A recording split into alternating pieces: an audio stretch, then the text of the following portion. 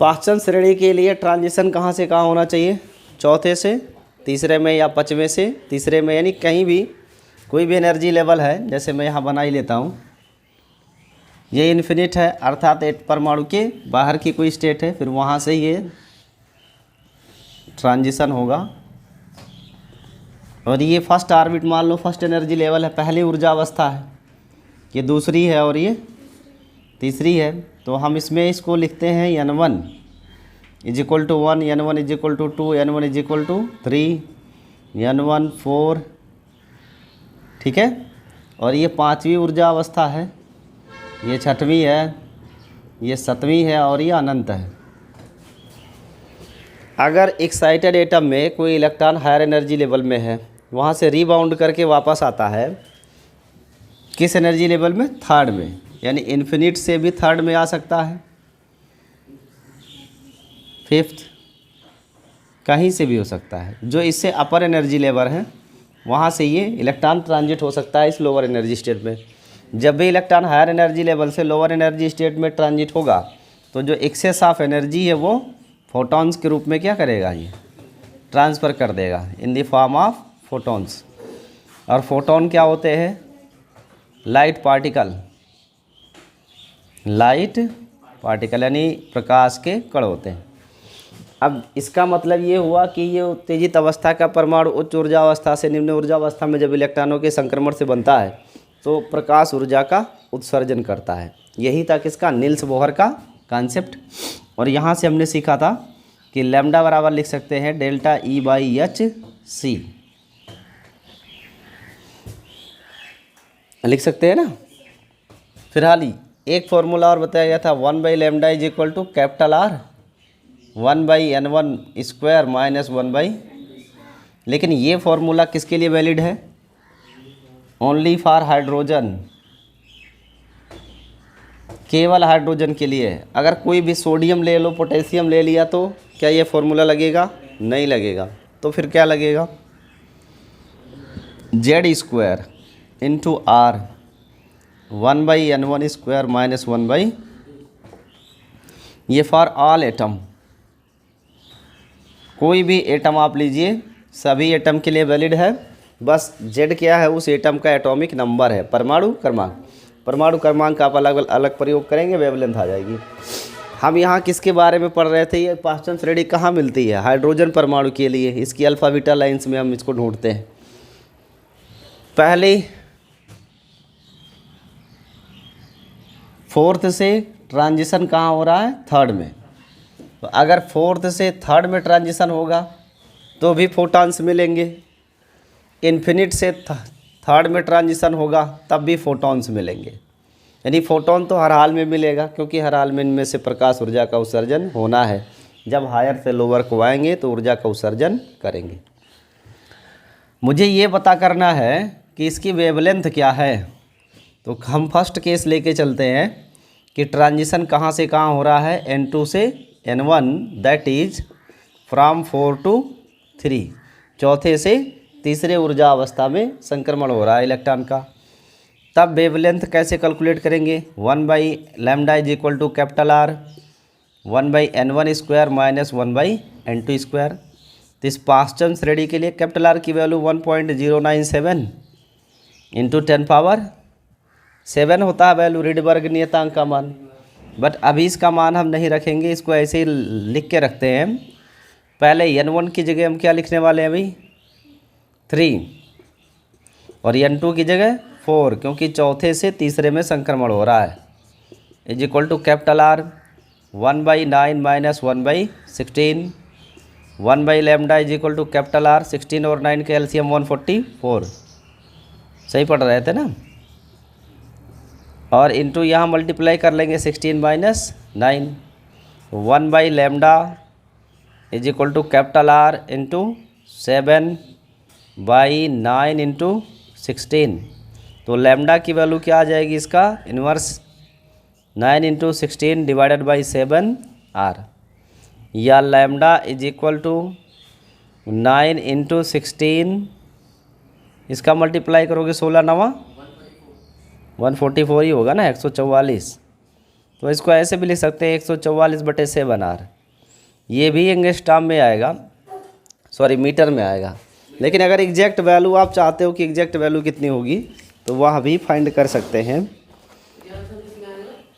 जी metre में आएगा ये आंसर, क्योंकि आर की वैल्यू मीटर में यूज़ करेंगे हम यहाँ। कैलकुलेट करते हैं, आर का मान लिखेंगे तो lambda is equal to 144/7 R। R is 1.097 into 10⁻7 metre inverse होता है। तो लैम्डा इज इक्वल टू हो जाएगा 144/this 7×7 = 49 और 7×9 = 63, 4 = 67 यानी 67 का 7 6 आएगा, 7 0 का 6 और 7 1 = 7 और 10⁻⁻7 and it will become as a meter. So we have a 144/7.679 into 10⁻⁻10। -10 इसको अगर हम यूज़ करते हैं तो यहाँ हमने 1000 का गुणा करना पड़ेगा तो भी मीटर ही रहेगा।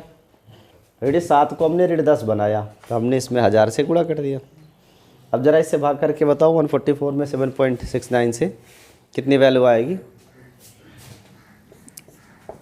से डिवीजन करना तो आता ही है। 7.679 से 144 को डिवाइड कर लेंगे और 2 डिजिट लेते हैं जी। 18.77 आएगा और इंटू 1000, 77 के आगे भी कुछ होगा डिजिट, 44 इंटू 1000 और 10⁻⁻10 मीटर।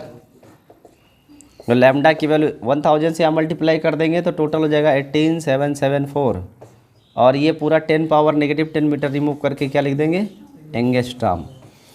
तो ये हो गया 1877 4 एंगस्ट्रॉम जी। 18.752। क्या बात कर रहे हो, ये चाइना वाला मोबाइल का गलत बता रहा है क्या? आपका कौन सा? अच्छा, नहीं तो पूरा डिजिट लीजिए। कितना है 18.752 तो यहाँ 752 हो जाएगा। ठीक है, तो एक वेवलेंथ तो ये आ गई जब हमने 4th से 3 का ट्रांजिशन लिया है। अब ज़रा इन्फिनिट से लेते हैं अगेन।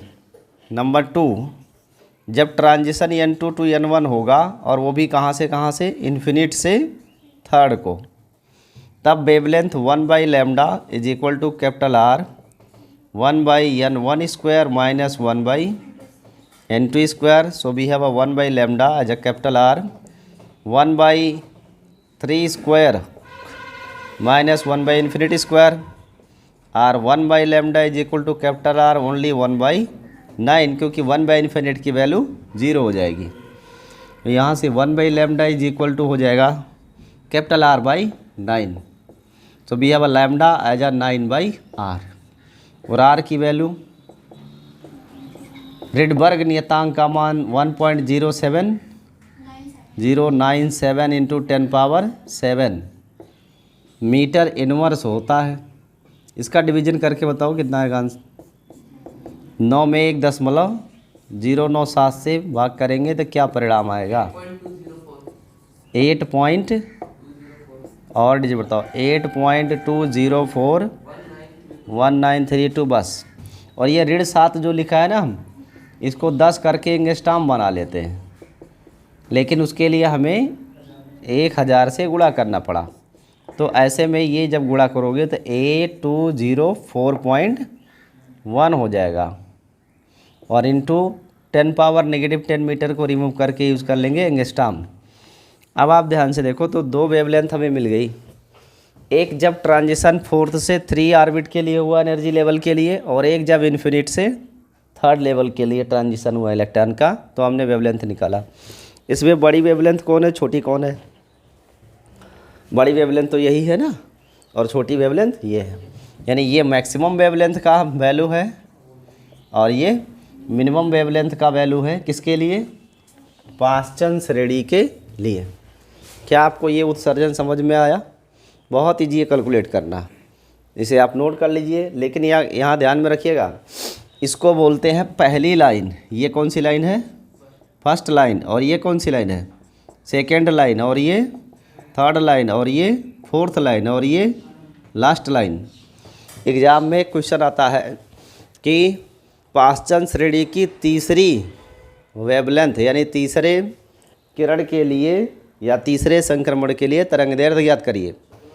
तो हम जब तीसरे की बात करेगा तो पासचंद तीसरे शुरू होता है, फिर चौथा, पाँचवां, छठवां, छठवें से तीसरे का ट्रांजिशन लेंगे तो तीसरी लाइन मिलेगी। फर्स्ट लाइन कब मिलेगी? जब चौथे से पहले में इलेक्ट्रॉन आएगा। सेकंड लाइन के द्वितीय रेखा कब मिलेगी? सेकंड लाइन 5 से 4 का, थर्ड के लिए 6 to 3। तो एग्ज़ाम में जो पूछेगा लाइन, जैसे third line, fourth line, fifth line, जो लाइन पूछेगा उसके अकॉर्डिंग ही ट्रांजिशन लिखिएगा, ठीक है? Number of N1 and N2। Exam में क्वेश्चन हिंदी में से लिख के आएगा कि निम्नलिखित में से, या ऐसे लिख के पूछ लेगा, या तो ऑब्जेक्टिव में या डिस्क्रिप्टिव में एक नंबर में, कि पासचंद श्रेणी की तीसरी तरंगदैर्ध्य का मान ज्ञात कीजिए। तो तीसरी तरंगदैर्ध्य कैसे मिलेगी? प्रथम तरंगदैर्ध्य, द्वितीय तरंगदैर्ध्य, तृतीय तरंगदैर्ध्य। पहली तो चौथे से तीसरे का होगा, दूसरी तरंगदैर्ध्य पाँचवें से तीसरे का होगा, तीसरी तरंगदैर्ध्य छठवें से तीसरे का होगा। तो जैसे पूछेगा एग्जाम में उसी के अकॉर्डिंग N1 और N2 की वैल्यू यूज़ करना। N1 तो फिक्स है, थर्ड ऑर्बिट में ही आना है, थर्ड लेवल पे आना है, लेकिन N2 फिक्स नहीं है। वो जैसा क्वेश्चन पूछेगा वैसे ही वैल्यू आप पुट करेंगे। नोट कर लीजिए। तो आगे बात है, मैक्सिमम तब मिलता है जब एनर्जी गैप छोटा हो, बस। तो अब एक न्यूमेरिकल लगाते हैं। जो डाटा आपको दिया गया है वो क्या है कि कोई परमाणु है जो एक्साइटेड स्टेट में है, और एक्साइटेड एटम के लिए इसके किसी ऑर्बिट के इलेक्ट्रॉन की जो ऊर्जा है वो कितनी दी गई है? 3.4 इलेक्ट्रॉन वोल्ट। पूछा इसका कोणीय संवेग J की वैल्यू क्या होगी, जबकि प्लांक नियतांक H का मान 6.67 × 10⁻34 जूल इंटू सेकेंड है। ये डाटा दिया हुआ है ना। कोणीय संवेग को अंग्रेजी में एंगुलर मोमेंटम कहते हैं, एंगुलर मोमेंटम। तो जो कोणीय संवेग एंगुलर मोमेंटम है उसकी वैल्यू हमें फाइंड करनी है।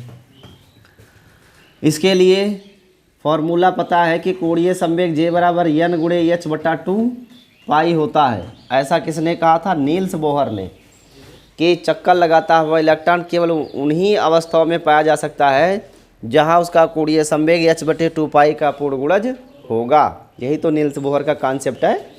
रदरफोर्ड का कहना था कहीं भी हो सकता है, और नील्स बोहर ने उसमें संशोधन किया कि कहीं भी नहीं हो सकता है, उसकी अपनी एक डेफिनिट पाथ होती है, और डेफिनिट पाथ के लिए मोमेंटम, एंगुलर मोमेंटम H/2 पाई का पूर्ण गुणज होता है। ये इसने बताया था।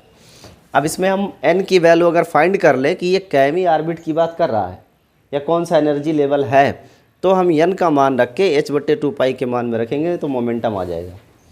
क्योंकि H हमें पहले से ज्ञात है, पाई भी ज्ञात होता है, सिर्फ N नहीं मालूम है इसमें से। तो N फाइंड करेंगे कैसे? वी नो दैट, हम जानते हैं कि, क्या जानते हैं कि किसी भी ऑर्बिट की ऊर्जा E बराबर होती है 13.6 बटा N² electron volt, -13.6/N² electron volt. ये किसी भी इलेक्ट्रॉन के लिए होती है जो कि उत्तेजित अवस्था में परमाणु के साथ है। E की वैल्यू है नहीं 6 होता, उसको करेक्ट कर लीजिए। क्या बोलते हैं उसको, मिस्टेक हो गया था। E की जगह क्या लिख लेंगे? 3.4 बराबर 13.6 बटे N²। दोनों तरफ इलेक्ट्रॉन वोल्ट यूनिट है। यहाँ भी देखो इलेक्ट्रॉन वोल्ट यूनिट है और इसमें भी इलेक्ट्रॉन वोल्ट ही होता है, तो यूनिट कन्वर्जन की आवश्यकता नहीं है। बस ये दशमलव हटेगा और 34 चौक के 316 आ जाएगा बटा N² यानी N² की वैल्यू 4। तो N की वैल्यू क्या आएगी? देखो कुछ लोग +-2 सोच रहे होंगे। ऐसे सोचने वाले आर्यभट्ट के ख़ानदान से भी आगे निकल जाएंगे। ऐसा नहीं सोचना चाहिए। क्यों नहीं सोचना चाहिए? क्योंकि ये नंबर ऑफ ऑर्बिट है, एनर्जी लेवल की बात है, और एनर्जी लेवल या तो 1 होगी या 2 होगी या 3 होगी या तो नहीं होगी, उसमें माइनस कैसे होगी, समझ रहे हो ना। तो ये नंबर है, संख्या है, जो कि काउंटिंग में आएगा, तो ये नेगेटिव नहीं होगा। तो n की वैल्यू हमें प्राप्त हो गई कितनी भाई, 2। तो हम ये कोणीय संवेग ज्ञात कर सकते हैं। इसलिए कोणीय संवेग क्या होगा, J बराबर n इंटू एच बटा 2 पाई। इसमें n की वैल्यू 2 यूज़ करेंगे, h की वैल्यू 6.67 गुणे 10 की घात ऋण 34 बटा 2 पाई, पाई का मान 3.14, और J कोणीय संवेग, कोणीय संवेग का मात्रक क्या लिखेंगे, कोणीय संवेग का मात्रक क्या होता है, अरे भाई MVR सुने हो ना, m का मात्रक किलोग्राम, v का मात्रक मीटर पर सेकेंड, और गुणे r का मात्रक क्या होता है, मीटर। तो ऐसे में किलोग्राम मीटर स्क्वायर पर सेकेंड, ये यूनिट किसका होगा, एंगुलर मोमेंटम का। इसे सॉल्व कर लीजिए तो 2 से 2 शहीद हो जाएगा, फिर बचेगा 6.67 बटे 3.14 गुणे 10 की घात ऋण 34 किलोग्राम मीटर स्क्वायर पर सेकेंड। इसको आप डिवाइड करके बताओ कितना आएगा, 6.67 को 3.14 से भाग करेंगे तो 2 पॉइंट समथिंग आएगा, 2.14 गुणे 10 की घात ऋण 34 किलोग्राम मीटर स्क्वायर पर सेकेंड, ये आंसर हो गया। तो हम इस तरीके से कोणीय संवेग ज्ञात कर सकते हैं अगर हमें उत्तेजित अवस्था में ऊर्जा का मान दिया गया है तो। इसे नोट कर लीजिए, तब इसके आगे और सिखाते हैं आपको क्वेश्चन। एक और ढांसू प्रश्न लिखिए, हाइड्रोजन परमाणु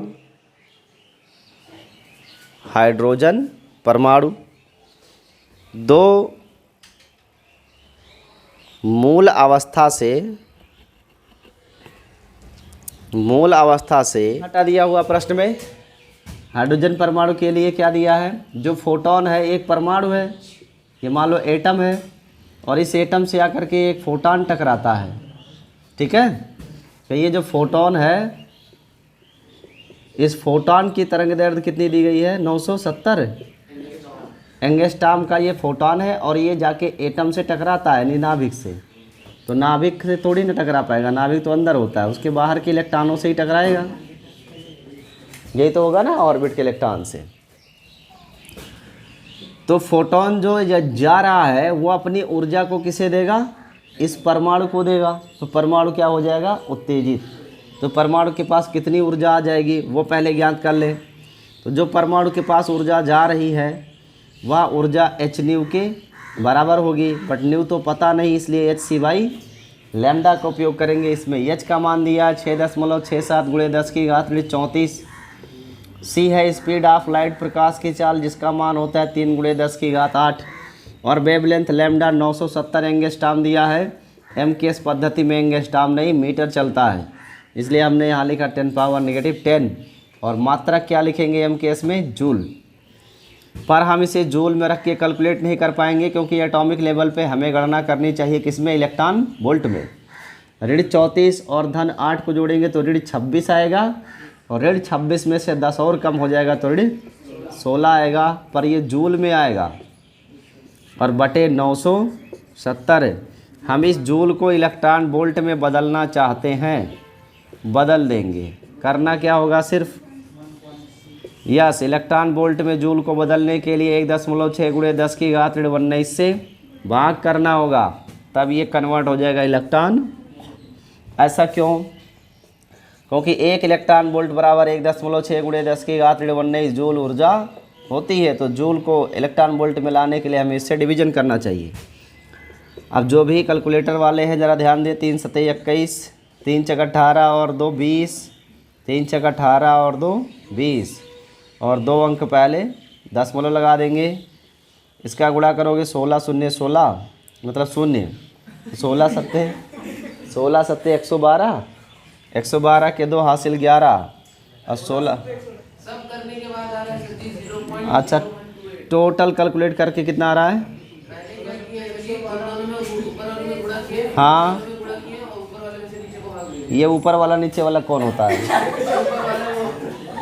6.67 में 3 का गुणा किए जी सर, आया 20.01 20.01 और नीचे वाले का गुणा किए तो 1552 आया। 1552 आया और गुणे 10 की घात धन 3 हो जाएगा। भाई ऋण को अंश में ले जाएंगे धन हो जाएगा, तो 19 में से 16 कम हो जाएगा तो 3 हो जाएगा। दोनों को भाग दिए तो आ रहा है 0.01289। ऐसा संभव ही नहीं है मासूम अली। नहीं 15 नहीं है, हाँ ये क्या है? 1552 है पूरा, 15 पूरा। तो ऐसे बोलो ना, दशमलव नहीं है इसमें। अब आ रहा है 0.012। 0.012 आगे भी बोलिए 89 और 10 की घात 3 का मतलब होता है ना 1000। 1000 से गुणा करेंगे तो 0.3 अंक और आगे शिफ्ट हो जाएगा, तो ये आएगा 12.89 इलेक्ट्रॉन वोल्ट। यानी जो फोटान है उसके पास 12.89 इलेक्ट्रॉन वोल्ट एनर्जी है, और यही एनर्जी किसको ट्रांसफ़र हो रही है? एटम को, और फिर एटम का इलेक्ट्रॉन इसे अवशोषित करेगा और एक्साइटेड हो जाएगा। मतलब एक्साइटेड माने उत्तेजित, प्रसन्न होगा, और फिर अपना घर छोड़ के पड़ोसी घर में चला जाएगा। ठीक है, इसे नोट कर लीजिए, तब बताते हैं आगे। और ये जो इलेक्ट्रॉन है ये किस ऊर्जा अवस्था में चला गया? 12.89 इलेक्ट्रॉन वोल्ट के एनर्जी लेवल पे चला गया है। जबकि प्रश्न में क्या कहा है कि ग्राउंड एनर्जी लेवल हाइड्रोजन का कितना है? ग्राउंड एनर्जी लेवल कितना दिया हुआ है जी? प्रश्न में कहा है कि हाइड्रोजन के लिए ग्राउंड एनर्जी लेवल की वैल्यू कितनी है? ऋण 13.6 इलेक्ट्रॉन वोल्ट। और ये परमाणु जहाँ चला गया वहाँ की ऊर्जा कितनी है? मान लो परमाणु का इलेक्ट्रॉन एक्साइटेड होकर यहाँ पहुँच गया, कैमिक कक्षा में हम नहीं जानते, मान लेते यान्विक कक्षा में है, और यहाँ पर इसके पास कितनी ऊर्जा है? 12.89 इलेक्ट्रॉन वोल्ट। ध्यान से बात को समझना, ये ग्राउंड स्टेट होता है। ग्राउंड स्टेट अर्थात निम्नतम ऊर्जा अवस्था, और यहाँ पर इलेक्ट्रॉन था निम्नतम ऊर्जा अवस्था में। ये फोटान आके टकराया तो ये परमाणु ने इस फोटान की पूरी ऊर्जा का अवशोषण कर लिया, और अवशोषण करके कहीं तो जाएगा, वो कहाँ तक जाता है ये हमें मालूम नहीं है। मान लेता हूँ मैं यान्वी ऑर्बिट में चला जाता है, तो ऐसे में एनर्जी गैप कितने का बना? डेल्टा ई बराबर En minus E2, En plus E2, या E1 आप इसमें मान रखोगे ऋण 13.6 एंड प्लस 12.89। इसको सॉल्व कर लीजिए तो 9 ही होएगा, और 6 का 8 हो जाएगा 16 का 8, और फिर ये भी 12, ये भी 12, अर्थात 0.89 इलेक्ट्रॉन वोल्ट। जो एक्सेस ऑफ एनर्जी है वो 0.89 है। और किसी भी ऑर्बिट की ऊर्जा के लिए फॉर्मूला क्या होता है? ऋण 13.6/n², और यहाँ पे डेल्टा ई की जगह क्या रखने वाले हैं मान? 0.89 बराबर ऋण 13.6/n²। तो n² की वैल्यू आ जाएगी 13.6/0.89। इसको भाग करिए तो लगभग 16 आएगा। कितना आ रहा है ज़रा डिवीजन करके बताओ तो? 16 आएगा, नियर अबाउट 16 आएगा। ये लगभग मतलब थोड़ा सा इधर उधर आएगा, मान लेंगे 16। तो n की वैल्यू आ जाएगी 4। तो इस तरीके से हम कह सकते हैं, हाँ 15 16 2 8 मतलब 16 मान सकते हैं। तो इसका मतलब ये इलेक्ट्रॉन जो है ना वो चौथे एनर्जी लेवल में चला गया है। अब चौथे से वापस लौटेगा, तो चौथे से वापस लौटेगा तो कहाँ कहाँ ऊर्जा ये बिखेरता जाएगा भाई? n बराबर 4 आया ना, तो इसका मतलब ये हुआ 1 2 3 4। ये पहला ऑर्बिट या लेवल, दूसरा लेवल, तीसरा लेवल और चौथा। इलेक्ट्रॉन कहाँ है? चौथे में है, तो वो चौथे से पहले में भी आ सकता है, चौथे से दूसरे में भी आ सकता है, और चौथे से तीसरे में भी आ सकता है, या तीसरे से दूसरे में भी आ सकता है, या फिर पहले से दूसरे से पहले में भी आ सकता है। 1 2 3 4 5 और एक और कोई बच गया है। हाँ, यहाँ से यहाँ भी आ सकता है, क्योंकि यहाँ है ना। अब यहाँ से कहाँ कहाँ जा सकता है भाई? ये हायर एनर्जी लेवल में है, वहाँ से किसी भी ऑर्बिट में आएगा तो हमको फोटॉन्स मिलेंगे ही मिलेंगे। अब यहाँ से वो इलेक्ट्रॉन सीधा फर्स्ट ग्राउंड स्टेट में भी आ सकता है, या वो सेकंड में आएगा, या वो थर्ड में आएगा, या हो सकता है कि वो फोर्थ से सेकंड को आ रहा हो। कहाँ पे 2 बार आया है? अच्छा ये वाला, हाँ ये तो एक बार यहाँ ले चुके हैं इसको। अब बना लीजिए, एक्स्ट्रा नहीं करना है।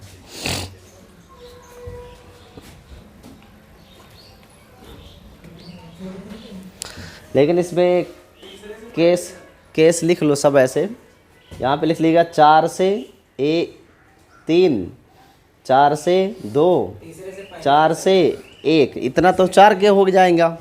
और तीसरे से दूसरा, तीसरे से पहला, ये हो गया। फिर दूसरे से, अरे एग्ज़ाम में आपको आसानी रहे जिससे कि आप याद कर पाओ, वो इस तरीके से लिखोगे जल्दी याद हो जाएगा। नहीं तो इसे गिनना पड़ेगा कौन कौन कितना कहाँ है। तो जहाँ लास्ट आर्बिट की वैल्यू 4 मिली, वहाँ 4 से 1 तक ट्रांजिशन लो, फिर 3 से लो, फिर 2 से लो।